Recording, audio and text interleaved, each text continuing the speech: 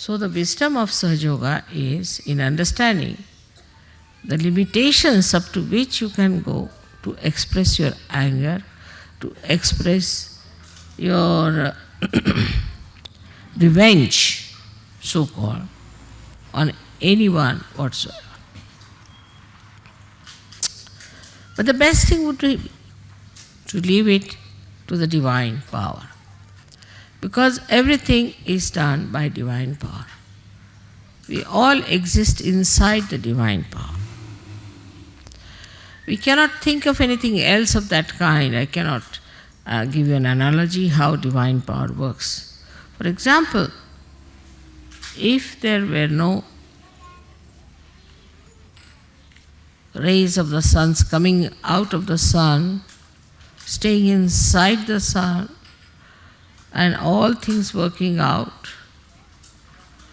then we would have said it's something like divine power. Nothing is outside that. Everything is inside. And this divine power is the power of compassion and love, which does everything. But when we take up the responsibility, and when we decide we have to do something, and that we are something, and try to go against that divine power, we become stupid people, as we have seen. So to leave it in the hands of divine power and to be just an instrument of that divine power is the way Sahaja Yogi has to be. Because the compassion, the love of divine power is so great that it is wisdom, complete wisdom. A person who has no compassion cannot be wise. He could be worldly wise, but he could not be really wise. So, those who believe that they have to be very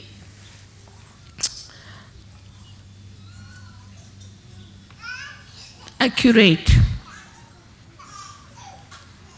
must know that your accuracy will be challenged by the divine power. There has to be a lot of relaxed and a mobile temperament a person should have. No formality between you and God Almighty, there cannot be. But there has to be understanding as to what we are doing. I find suddenly human beings either become extremely relaxed, extremely lazy, extremely confused. Another style is where too much of formalities. That supposing now mother is coming and we have to give her something, and something is missing. All right, doesn't matter. You should not be in tension. If you are in tension, you cannot absorb my vibrations. Or if you are lethargic, also you cannot absorb my vibrations. So you have to be in the center. Center in a receptive mood like a child is. So are we expressing our love or our tension? What is that we are doing? Are we trying to be tense because we are over alert, or we are trying to neglect everything because we want to escape? Between the two lies Sahaja Yoga. You are very anxious, very much waiting, want to do something with your heart. And then when there is fulfillment, you can enjoy. But you are tense, I come in, and what I find, you all have headaches. So first I have to tell you, remove your headaches first. Then I'll talk to you. So it has to be a very relaxed rapport between us. But relaxed never means lethargy. It doesn't mean if you are lethargic, you will be sleeping off and nothing will go onto your ears. So, what we see that our conditioning, one conditioning we have, that either we want people to be over alert or we want that they should not be at all alert. So, the underlying problem of all these things is this, that we want extremes. In our conditionings, we go to extremes. We go to extremes of this or extremes of that. If you are absolutely lethargic, lenient, disheveled, we can say absolutely confused, you are not in the center. And on the contrary, if you are very strict, like a Rock of Gibraltar, and like a big Hitler-like behavior, it should be in time, everybody must have proper steps, must walk properly. That's not being Sahaj. That's not being Sahaj. Now look at these flowers. See one by one how beautiful they are. Everyone is different. Even one leaf of one flower will not match with another. One petal won't match with another. All different, but so relaxed, creating beauty, giving us so much of joy. All different, placed in different manner, moving in different manner. Everyone has a different angle. But there is unison, there is oneness in them, that they all want to give us joy. But with tension you cannot give joy. I mean, if there's somebody tense, I think I better run away from that person. God knows, if he's tense, if the tension increases, he might beat you, or might throw you out, or might himself be hurt. So the tension part of it is very common in the West. And that conditioning has come because of certain lifestyles that we have had. Whatever happens is by the divine power. So there is no need to be tense.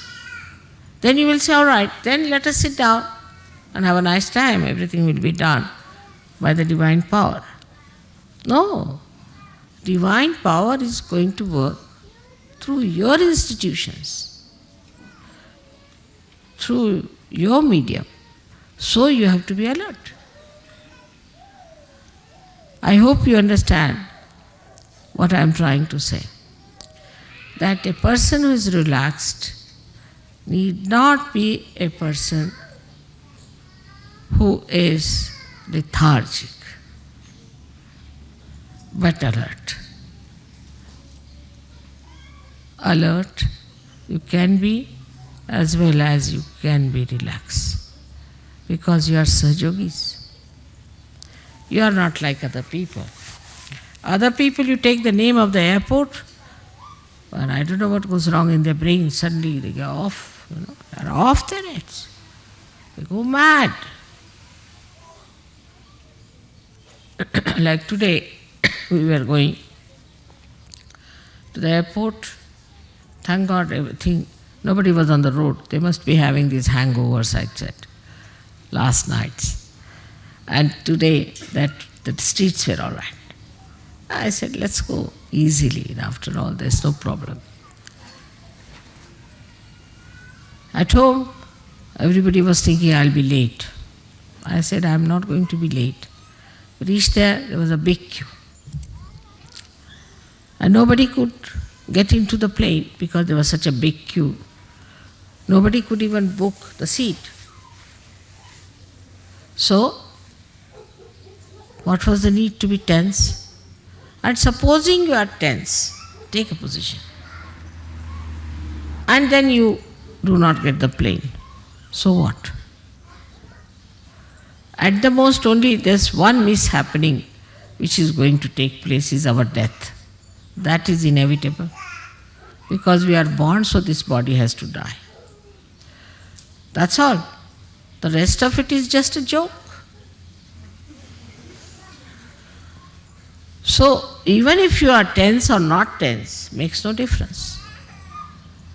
I think sometimes people stand at the same point and start running, thinking they are going to the airport. No movement, tense.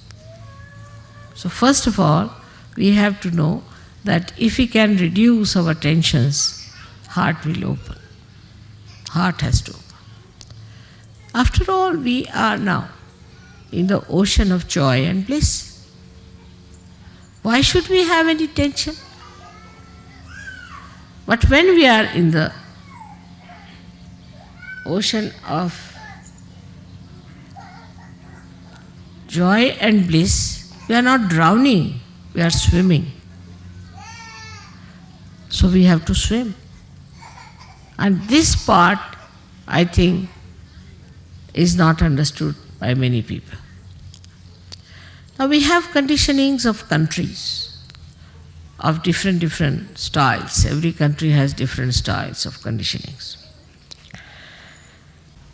So, because of these tensed, oblique visions that we have, either this way or this way, we never see the reality, and what we accept is absolutely whatever is unreal and worry about it. It's like a bubble. We are worried about a bubble, as if it's an atomic bomb or a hydrogen bomb. So unimportant things we worry too much. As a result of that, when we worry, anybody who comes near us, we jump on that person. What are you worried about? What's the problem? I tell you, the only worry I have, if I have any, is this, that my children should love each other. They are all friends to each other. And the greatest friend you have is the divine power, which is looking after you and doing everything for you. If you have that kind of a relaxed, beautiful alertness within you, you are going to enjoy life. You are going to enjoy Sahaja Yoga, and you are going to get many, many more people in Sahaja Yoga. So, for today, in this country of France, where we have got liberation, where we have fought for liberation, let us take to real liberation, the real liberation of the soul, of our spirit, to enjoy. Enjoy everything that is available with understanding. May God bless you all.